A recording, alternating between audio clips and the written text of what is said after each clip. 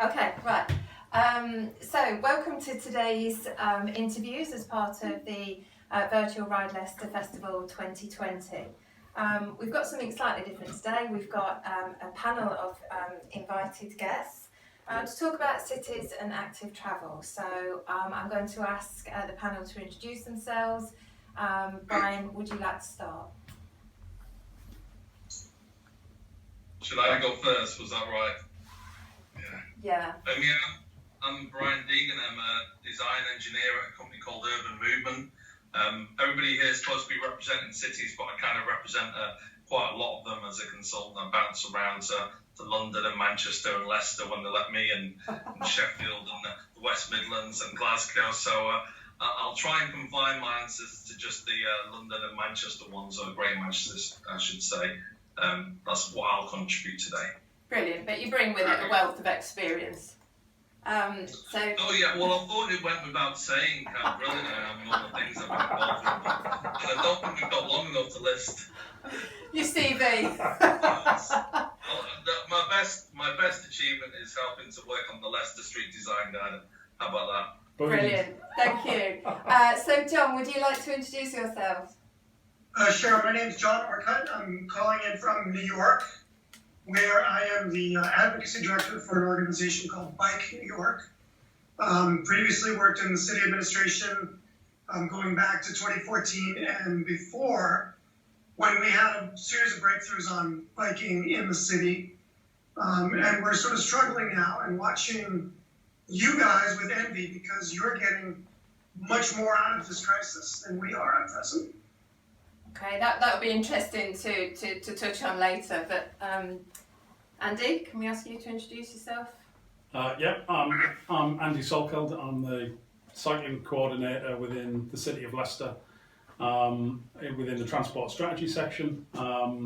Standing in today really for Councillor Adam Clark, who's the strategic lead for sustainability, the environment, the transport and planning areas of work, as well as other areas of responsibility. I've been involved in the Ride Leicester Festival for 15 years, and I guess the other thing to say is up until about 10 days ago we'd cancelled the festival because of the impact of COVID, and we put all our resources and time into a Leicester Bike Aid project to give key workers access to bikes and to support the development of the pop-up lanes within the city for pedestrians and for cyclists. And then 10 days ago we made an executive team decision to go forward with the festival, and we're really pleased to kind of have Q&A conversations with people like yourselves who we've learned from and with over the last decade really. It's really great to kind of add you to the digital festival. Okay, thank you. So I think what would be useful is if we could probably just start with some context setting. So maybe Brian, to you first, if you can just give us an overview of what's maybe happening, has been happening the last 6 months in the two cities that you've touched on. Yeah, it was quite a recap, and I was thinking about this when you asked me, and you get so in the middle of it that you kind of forget to kind of zoom back and look at what we've been through in the last 5 months and the kind of context. It's kind of almost seems like 10 years ago that we were just out in the streets and there was no cars, and we went back to 1950s level of traffic and people were out walking. And I know there's been an emergency crisis and it's been really tragic, but it's also like opened people's eyes to how nice streets can be again, seeing everybody out getting their daily walk, and certainly everywhere near me, which is a very car-centric area, everybody's been cycling around, and that's what everybody's been feeling. And now the point right now is that we're trying to build stuff to go back to that, because all the cars have sadly come back in most of the places I represent, certainly in Greater Manchester, up to like 95% to 100% of what it was there before. So now it's going, do you want to go back to that? When the crisis started, it was a question of like, well, let's do stuff. We're planning for when people come out of lockdown, how they're going to get back to work, how the kids going to go back to school, and we're in a massive scramble to try and get stuff ready. And stuff has happened. Stuff's happened in Greater Manchester. Stuff happened in London, but but I think it's fair to say nobody's done as well as Leicester in terms of rising to the challenge, particularly when the schools go back, and we're all a little bit behind. We're following the funding, and to an extent it was kind of used as an excuse, like we're waiting to see what the government actually puts forward, and they did put some money through, but it's not actually gone into people's bank accounts, particularly not like the second tranche of it. So we've not really started building too many things. Albeit I'm gonna stay positive because there's a lot's happening. But as an engineer, I always look for the faults and try and fix them. And I assume if there's no noise or nobody's shouting at me, then I must have done a good job. And the moment there's lots of people shouting and there's not enough getting built, and we're really trying to get people ready. In Greater Manchester and London, they both have pretty extensive plans for walking and cycling, and in a lot of cases, really, we're trying to accelerate that delivery and really get to the point where we're just putting stuff on the ground as quickly as we can, and that's still the message that we're putting out there. I'm hoping, if not the next week before the schools come back, the next 18 months are going to be a complete pivotal time in the UK. We're already building some very substantial things, so I'm quite excited about that. I would have liked to have met the timeline, but we're working as fast as we can, and there's an enormous amount of things going on in the UK. That's my quick overview. Well, just to clarify then, Brian, were any emergency measures put in place during COVID, or is it all about what has already been planned and implementing that? Was anything put in at the beginning? Yeah, no, there's quite a lot of stuff that's happened. I would say, like in London, for example, Park Lane got a massive bit of segregation. In any other normal year, that would have kept a smile on my face the entire year, going, what an achievement. And that's just one of the many things that have been done during COVID. Same in Manchester, like the Deansgate's the example there. The fact that got closed down to 2 cars when people have been asking for that for 20 years, and it was closed down to emergency. We've been trying to do a summer festival there, to do a kind of cyclovia there. It was like, no, the impact would be too much. That was just shut down because we needed it. We needed that extra footway space. So there's been things happening that we spent 20 years, show my age, probably a lot more than that, trying to make these things happen. So many great things have happened. It's just what I really wanted was a mass rollout, and that's what Leicester have, I'd say, done the best. And we're getting there. In London, for example, there's 174 low traffic neighbourhoods planned. That's a remarkable amount of neighbourhoods. So that's a quarter of the city that's going to be covered and reduced through traffic. That's unthinkable, because these are normally the most difficult things to get on the ground as soon as you start closing the road for cars. And they really come back on the table, and both Greater Manchester and London have been really pushing ahead on this, and that's been amazing to see. So there has been lots of amazing things. It's just being me, I want more, I want faster. And let's get as much as we can done now. And I really wanted to do it before all the cars came back, and now I've got the uphill struggle that we had before. But like I say, at least we've tasted what a society can function like. So John, you alluded in your introduction to the fact that maybe the British cities are possibly now moving ahead of the American cities. Do you want to expand on that? Yeah, it's an interesting contrast. When I was in the city government here with the Bloomberg administration, we moved very quickly on a lot of things, from the first protected bike lanes in an American city to, hundreds of miles of more standard bike lanes and a large-scale bike share within pretty quick time envelope. And now, we have a lot of good projects on the books for implementation. In 2019, we saw a spike in cyclist fatalities, which sort of put a renewed spur to city governments in terms of bike infrastructure, and they expanded the set of projects they wanted to do. So it was 2018, and now we've fallen about a year behind on those projects thanks to the pandemic. City government sort of lost a lot of capacity in the spring and the late winter, and so really wasn't getting much done. And right now we're finishing up a couple of major 2019 bike lane projects on the street and getting into some of the 2020 projects. But once it gets cold here, they don't do paint or resurfacing on the streets. So We had a little stab at a few pop-up bike lanes. They really failed. The application wasn't good. It was just traffic barrels. We have a city government where the different pieces don't work well together. So the police are, generally not on board with bike-related things. So we don't get enforcement when we have kind of sketchy setups on the street. So it was very difficult with these pop-ups. We asked the city to come up with much stronger barriers. And the city has, in response to the pandemic, done a lot of temporary pedestrianizations or what they call open streets, where they basically bury the streets. A car can get around the barriers or move the barriers if they need to park there or go there. And that's worked pretty well. It was set up very quickly. The mayor resisted it up until the very end, and we had to go through the city council to threaten legislation on that in order to get it done. And then they followed on to that with a huge program of street dining. So we've allowed the restaurant sector to reopen in the street only. Right. And those have been good, but those are not connected to a real plan. The way, say, the Mayor's Streetscape plan in London shows you how the temporary and the longer term may work together. Mm-hmm. We don't know, we have no information or strategy at all to link the open streets and the street dining to any kind of longer term vision for the city. So that's been very frustrating. We're about to go back to the city with a request for another try at the pop-up bike lanes, because the interesting thing that's happened here is that even if the city has fallen behind, the people of New York have responded on bikes, speaking with their pedals like never before. The official counts, which usually are on commuter routes, are showing a huge amount of cycling, even though office commuting has completely collapsed.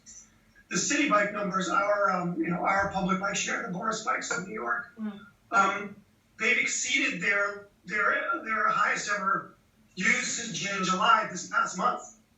It's in a very different pattern. It's from neighborhood to neighborhood, not a hub and spoke kind of pattern, but the usage of bikes is through the roof, and we are not accommodating that as a city right now. So we need some key connections to maybe for pop-ups that can go in with physical barriers when the painting and resurfacing season ends later this fall.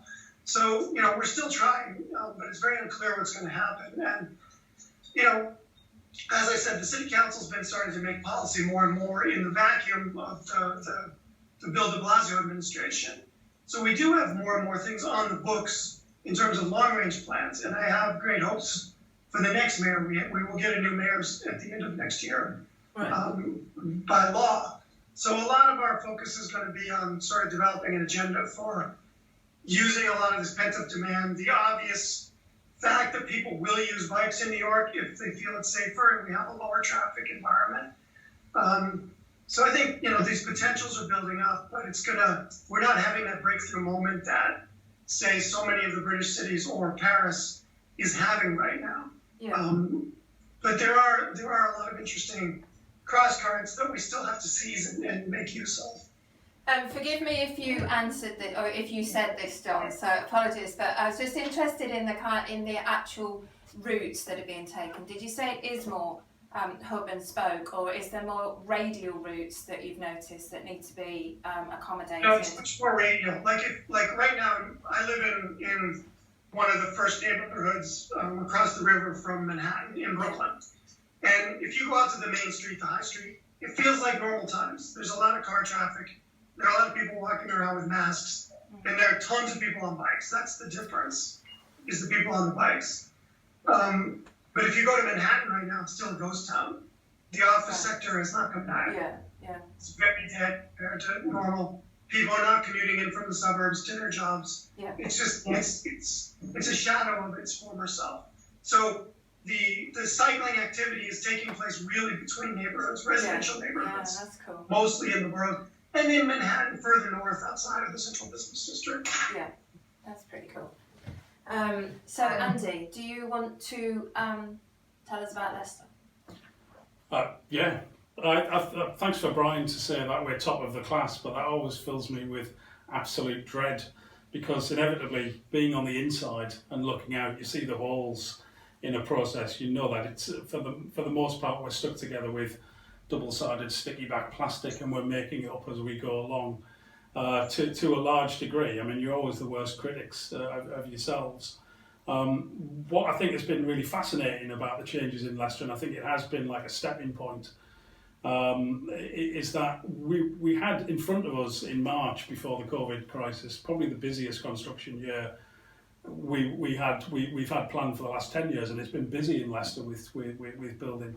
There's a number of major developments going along around the universities, kind of housing developments, regeneration projects, and major kind of cycle track schemes and pedestrian improvement schemes along Belgrave Road, the Lancaster Road scheme, which Brian was involved in with the design work for us. Those were kind of ongoing and in front of us.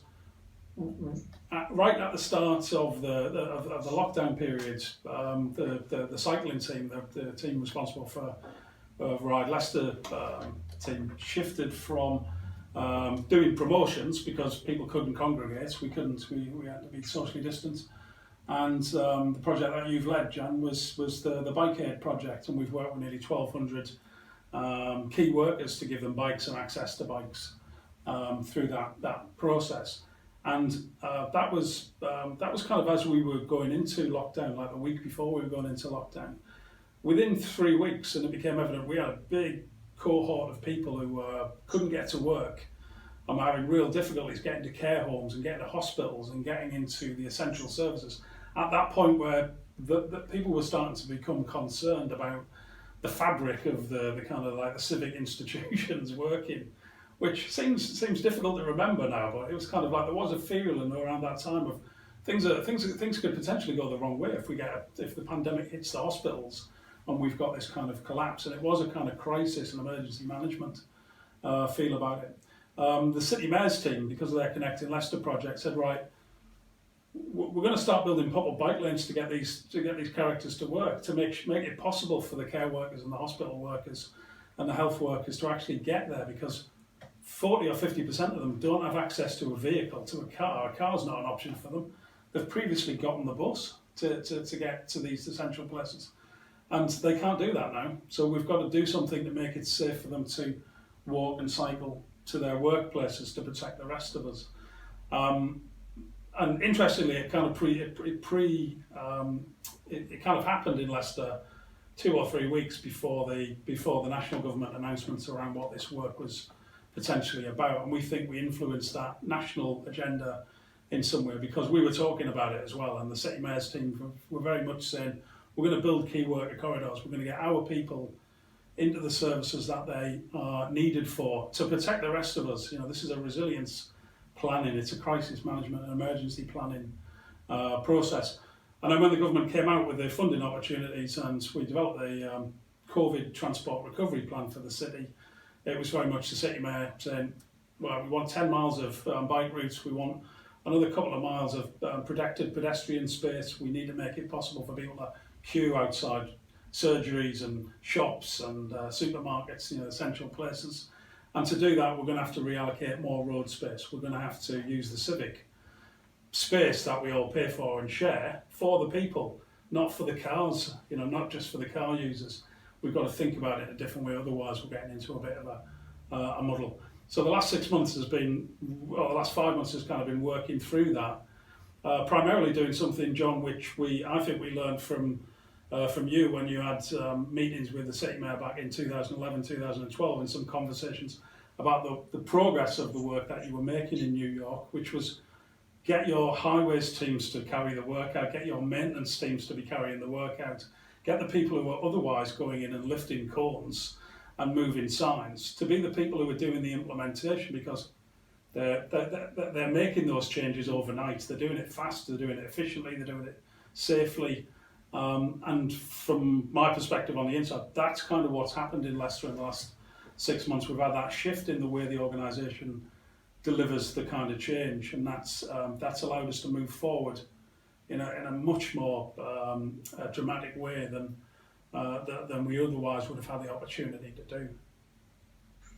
Do you think that is something that can continue? I certainly think it is something that can continue and should continue. We're obviously going now into a different phase. It's not like emergency planning. It's not.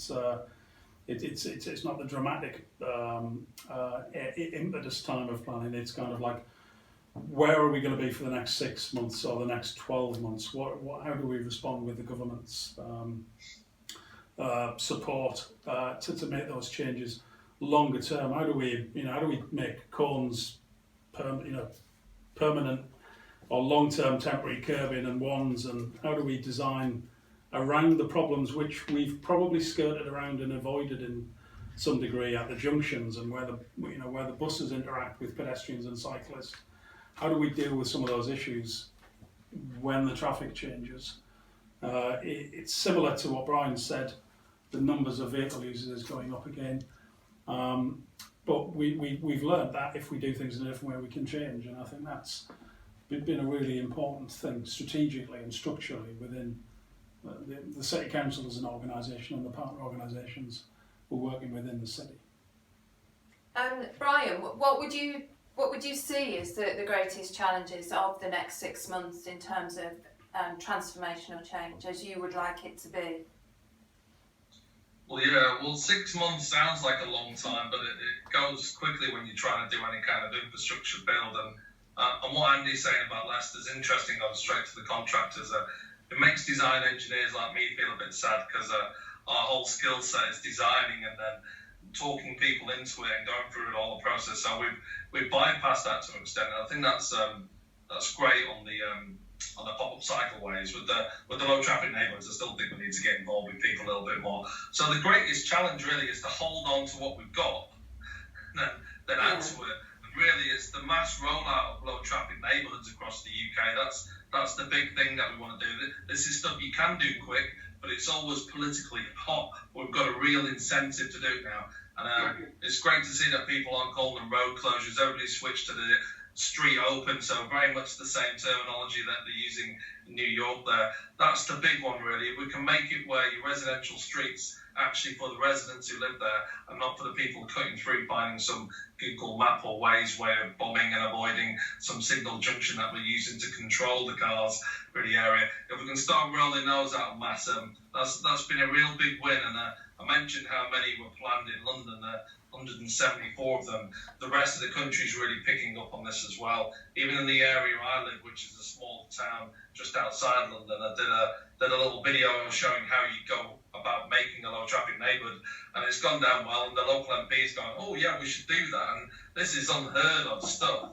And the fact that we've got like the national government talking about reallocating road space for cycling, and during the appraisal process as well, to say, look, forget about the capacity impacts on cars, focus on the walking and cycling benefits, all completely unheard of stuff. I mean, complete cloud cuckoo land, and we've got to capitalise on it. So I see the biggest challenge really is about taking people along with us, making sure that we're still collaborating and we're still involved in local communities. So we don't want it to look like a big land grab. We want to look like we're actually, making better streets for everybody. So the mass rollout of low traffic neighbourhoods, all we can hope for, it's probably going to take 9 to 12 months to do these pop-up cycleways properly, particularly when we're talking about the signal junctions involved and some of the side roads. There's still a lot of work to be done there. So they're not in anywhere, no disrespect to Leicester ones, but it's the same with all pop-ups. They're not really functioning at their full capability yet. There's still issues around the junctions that we've got to resolve. So that's going to be a big key challenge as well over the next 6 to 12 months, to make sure they're locked in properly and that we keep hold of them. And quite a few of them have been removed in the UK so far, because people have gone in and gone, no one's even using it, and go, well, you haven't sorted the junction out, and then I'll take it out, put it back in. So keeping hold of those and cementing them in properly will be key, I think. So yeah, lots of challenges. I could go on all day about challenges, but it also means that things are happening. If it isn't getting dramatic, it means nothing's happening, and we're just talking about policy for another year. We actually are building stuff, and we're all in the construction industry, whether we like to think of ourselves like that or not. So great to see stuff being built. I think what's interesting for me, Brian, is and we've talked about this quite a bit in Leicester recently, is about the fact of the application of a skill set. So my example is always around adult cycle training. You can teach people to ride, but actually then helping them understand what they can do with that skill, applying that skill to improve their lives is the thing that we should be doing. And I would say it's the same with the low traffic neighbourhoods. So obviously I work in community engagement, and that's the key thing for me. I completely agree with you that you can build this infrastructure, but actually helping the neighbourhoods understand how this can then work for them, what difference it can make to their everyday life is a key component part to that delivery. It's not just about, whilst the actual infrastructure is massively important. And the other point I find really interesting as well is this whole idea of the temporary infrastructure that's been put in. It has enabled experimental infrastructure almost to be, what would happen if we put a temporary pop-up lane down this arterial road heading into have we got it in the right place? Have we got it on the right side of the road? And I think that's been prevalent in, that's if we'd have tried to do that a year ago, it just wouldn't have happened, would it, as we know. John, what would you say? Do you see next year more as a preparatory year in readiness for the new mayor, or how do you see next year? Yeah, unfortunately, I think that's it. The city will catch up on some of its pipeline of current projects. Hopefully, we retain a lot of these new riders who are using bikes for the first time. One of the important contexts is subway ridership in New York is maybe 10% of normal right now. Bus ridership about 25%. Right. So I think that starts to come back. I don't know, what the trajectory of the public health, scene will be, but I think there will be some nervousness around public transport, and maybe warranted or not, over the next year. So as more offices and other establishments reopen, people are going to be moving around more and trying to reestablish their traditional routes to work. And I think we need to really be ahead of that, and we're not yet. So there will be pressure from groups like ours to do that. But I think there will be a big debate over policy in the mayoral race. So one of the candidates recently put a very ambitious set of targets out for bicycling in the city, but he did it in the context of a small business policy, which I thought was really interesting. And it gets to your point about how do you integrate the different sectors of the city or the society into this vision. And I thought it was fantastic that he talked about bicycling in an economic plan, an economic recovery plan. And really, it went back to some research we did when I was in the city, which showed that a place with complete streets, more welcoming for people on foot and bike, outperformed, retail in places that were, more sort of traffic hubs. And I think, and there's going to be some pressure around bike to school, even this fall, even though I think a lot of those visions exceed the city's capacity to implement right now. And one of the other candidates is the Speaker of the City Council. He legislated a master plan for streets last year, which sees much higher targets for this kind of implementation, and really, I think, foresees a different structure of city government in order to follow through on that. So figuring out some of those institutional pieces is going to be really important. I don't think it'll happen next year, but it will be implied next year. We'll have to figure it out. Starting in 2022 under the new administration, how do you budget? How do you have the staff? How do you have the interagency cooperation to deliver a lot of these things that we don't have at all today? We've kind of reached the end of what I think the sort of logical end of painting streets quickly, and now we have to actually build them. We have to figure out how to do that much more nimbly than we do. If we hand like a curb segregated bike lane plan off to the construction department now, it can take 10 to 12 years to implement because of all the stuff below the street and all the implications. And we need to figure out how Paris is doing this in 2 to 3 years, and change all those contracting requirements and just these ponderous procedures that these guys go through to to really tear a street up and rebuild it from scratch. Sure. We don't do that well in New York at all, and it's something we have to challenge the candidates to really crack open. It's not sexy, it's not interesting, but it has to get done in order to give us the good, sexy stuff. You know, none of the streets we painted protected bike lanes on and set off with parked cars in Manhattan with Jeanette Sonic and Mayor Bloomberg, starting back in 2007, none of those have been reconstructed still. Right. Okay. Is there an appetite to collaborate with other cities like Paris? Would that occur to the candidates to do some that? of us have that appetite. No, the de Blasio administration has no appetite for that at all. They're very New York exceptionalism. Why things can't happen here? It's a big city. It's a complicated city. It's a city with an ineffective ideologue for mayor. It is what it is. But Sure. Yeah. no. I mean, in the previous years, the world was coming to us to find out what we were doing, and and we learned a lot. We took models. The city bike system.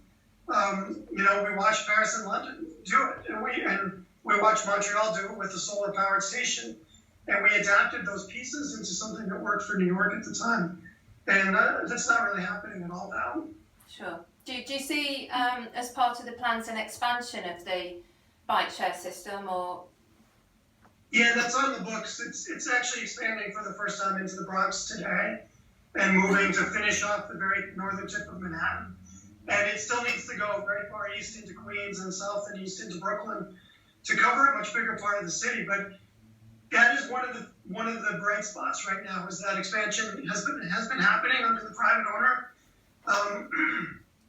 And the ridership, as I said, is still setting records.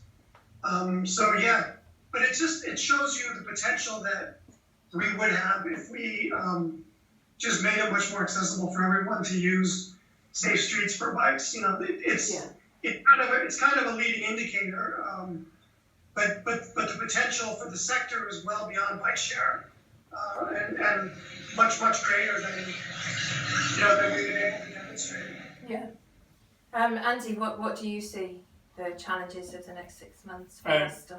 Yeah, in front of us, I think we've got some immediate challenges, which is the return to school, which a lot of UK cities are experiencing. That's going to happen over the next 2 weeks. We'll know whether that is a big challenge or whether it's a millennium bug style challenge, whether there's an adaptation. I think the rollout of the low traffic neighbourhoods, which Brian talks about, it has real potential, and there's a programme that under the Emergency Active Travel Fund number 2, we've got the opportunity to establish in some of the areas of the city, and we need to work on that. We need to get it right. We need to take the public with us in those residential areas around those key issues of, these streets are for the people who live here and not necessarily for people who drive through at 30, often 40 miles an hour. I think those are challenges. We've got a bike share scheme planned. It's something that we've been working on for the last 12 to 18 months. Obviously, there's impacts of kind of the COVID crisis, but it raises the prospect of the bike share finding a place, which is really important at the moment for getting key and essential workers to work. Those people who don't use the bikes, those people who want to transition from car dependency. So we've got that kind of opportunity directly in front of us. And I think all of it comes down to kind of what both Brian and John have been talking about. We need to change the way that we've been organising around things, and we need to significantly improve the quality and move back away from the emergency to a level of consideration. Unfortunately, a few years ago, we picked up on an idea that John had talked about and been involved with to some degree around the NACTO organisation, which was developing a street design guide for Leicester. And the city mayor was and the city mayor's team were very keen to develop a Leicester Street design guide. And we had the opportunity to work with Brian to bring the best practice of the work that he's been involved in London for the last 10, 15 years, and best practice around the world to a Leicester context with a kind of a healthy streets methodology, which is about considering the kind of the whole street, the open for streets principles around access for all abilities and all communities and and ages. And we've now got a Leicester Street Design Guide, which we'll be rolling out over the next 6 months, on a continuous basis with some of our bigger projects. And the national government has supported that finally after a break of 15 years, I think, with LTN 120, which is the latest cycling infrastructure design guide, which steps forward significantly and will help with the evolution of schemes with much more quality going forward over the next the foreseeable future, as far as we can see at the moment. And I think maybe this is a question for both Andy and Brian, but I'm just kind of interested with the Emergency Active Travel Fund 2. How do you both see the challenge of accomplishing within the constraints of the timescales? Do you think that's how do you see that? Maybe go to you first, Andy. How?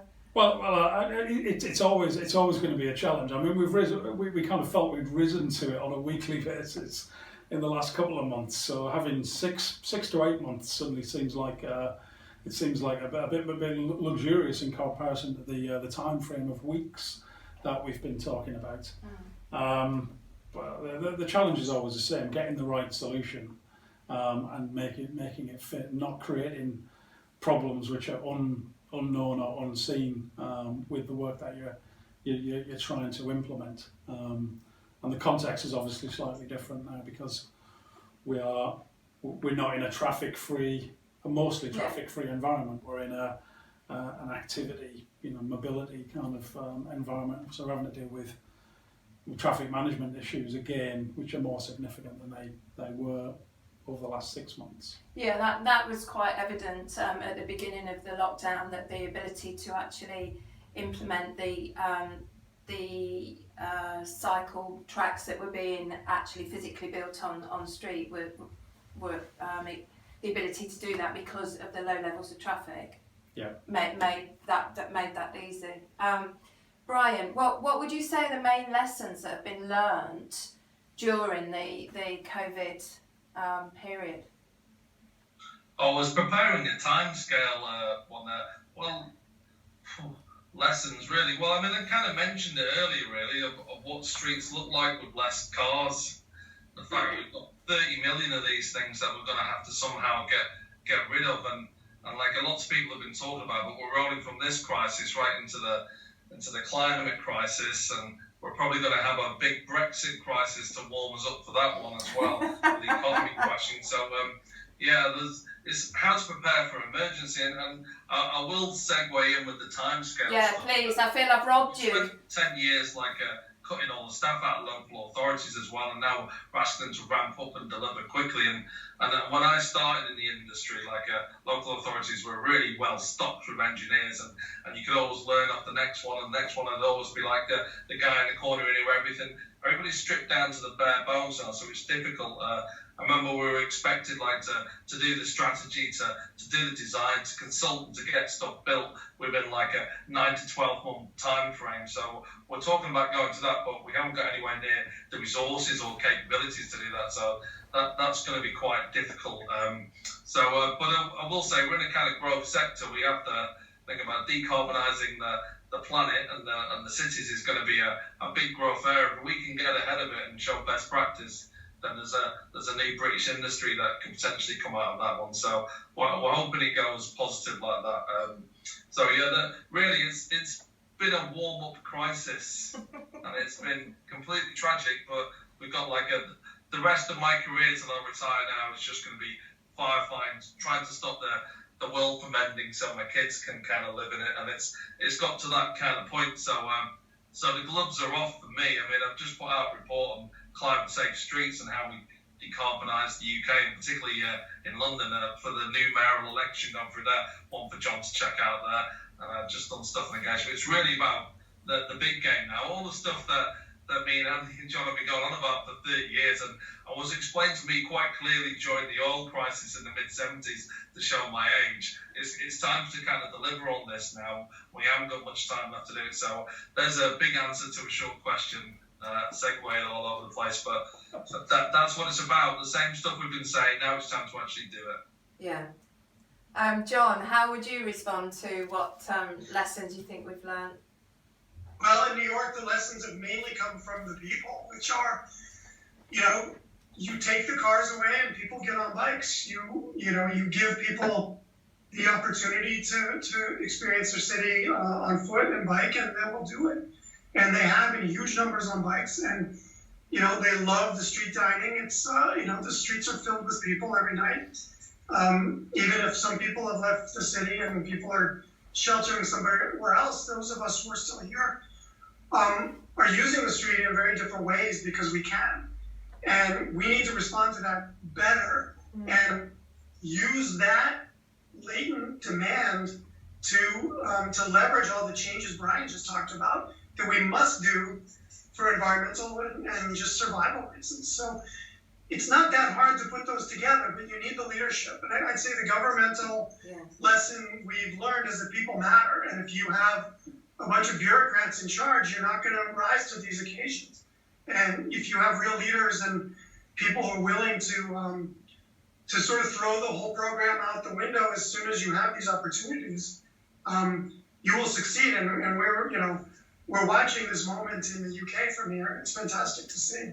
I think what will be interesting is the fact that when the crisis really took hold, all of the pictures that we've all seen on social media about suddenly you're in Milan and you can see the Alps for the first time, or the clear water in Venice, and just obviously we seem to be drifting back to Paris a lot, but the Parisians have now done something around noise pollution, I was reading recently, because they've recognised for the first time in years they can hear bird song, and actually they really quite like that, and they'd like to continue to hear that. So it will be really interesting for how long people remember these lovely things that suddenly that everybody was talking about. What would you... I feel like in Brooklyn we're already starting to forget some of it. Right. Andy, lessons? Lessons learned. I think what Brian and John have alluded to. I think change is possible, and change is prescient, and we do need to move on with things. I think kind of as Brian's saying, we need to change the way that we're doing things. I think we've lived through austerity, which has damaged the ability of civic functions to manage and make change. And the last thing we need at the moment is an austerity of ideas. We need to understand that we can win this game. We can survive the climate crisis, the COVID crisis, the other kind of catastrophes that kind of strike cities like ours, and create space for the changes to happen, sometimes out of want and sometimes out of absolute necessity. But we've got to be prepared for it, and we've got to be ready to do that, and we've got to think about making change. We've got to relive some of the kind of concept which was part of the kind of start right at the beginning of the growth of car culture, which was a modernism which is about meeting the needs of people. I think they went down a complete cul-de-sac and they made a complete catastrophe by buying into car dependency.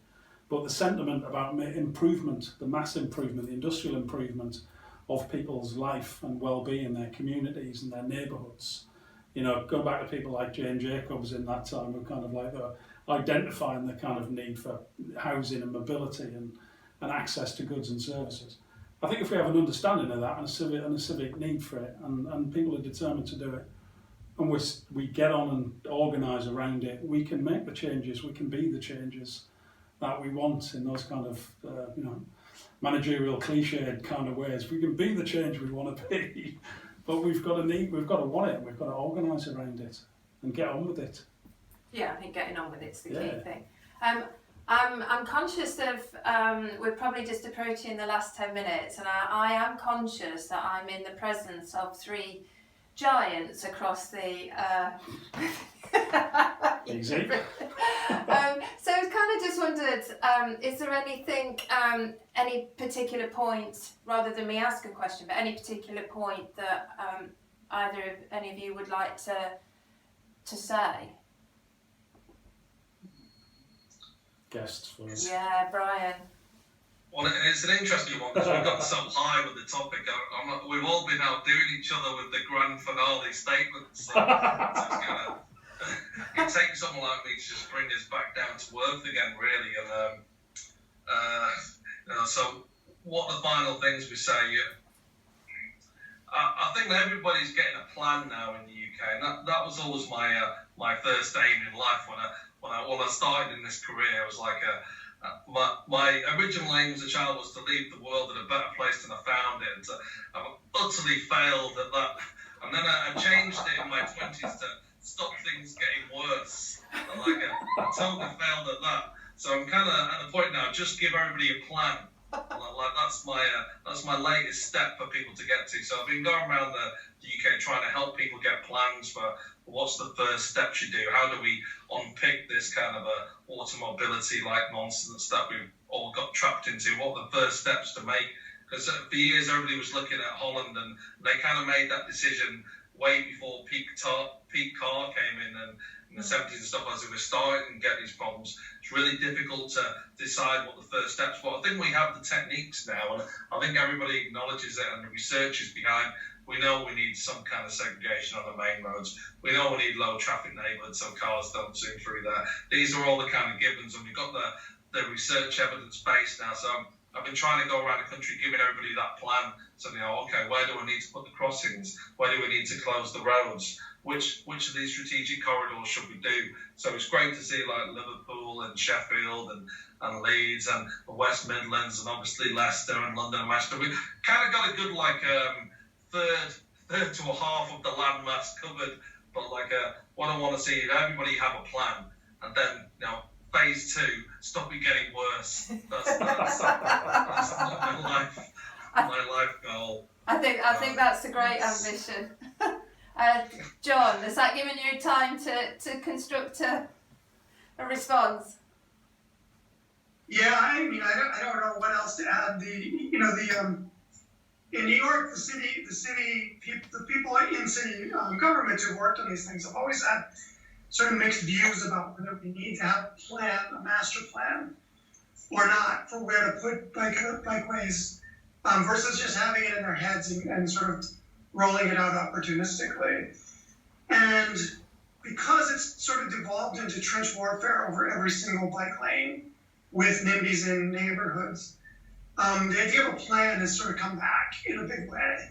So, and that's Corey Johnson, the city council leader, legislated that last year. We will have a plan, a streets master plan, that involves busways and pedestrian space as well as bikes, starting probably in 2022 at this point.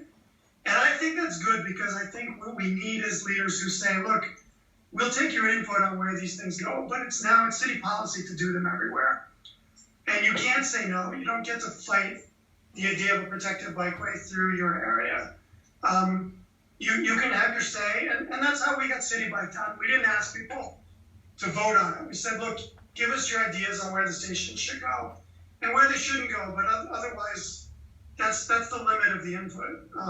So I think you have to have those things happen in context. It can't just be everybody gets to decide everything at every level all the time. Yeah. You have to have some leadership, or you'll never get this stuff through. And I think that the city's smart policymakers are trying to figure out a way around all that kind of NIMBY nonsense that's really hamstrung the current administration because they just don't have a philosophical framework for putting it in the right box. Just to say, John, that Chris Boardman, who obviously you spent some time with a few years ago, he's recently done a video where he's referring to yimbys. Yes, in my backyard. So as a different approach. So, Andy, what's your final musings? Well, I'd probably pick up on what you're saying there, and Yimby's, and what John's been saying about the political support. I think everything's possible, but people have to also get behind the change makers in the process. It's we live in a social media world. I mean, we're sat on we're broadcasting social media world, and there's a tendency for negativity, and there's a tendency for NIMBYism to kind of get a voice, and the angry and the disjointed and disappointed and the destructive to kind of get involved. And the counterbalance to that is for people to get behind the changes and campaign and go a bit old school and start start asking for stuff of your councillors, start going through the processes and supporting where it's needed, and not getting in the way of change where it's just a disruptive impact that you're making, not a constructive impact. So there's that kind of I think that's the impetus that is needed.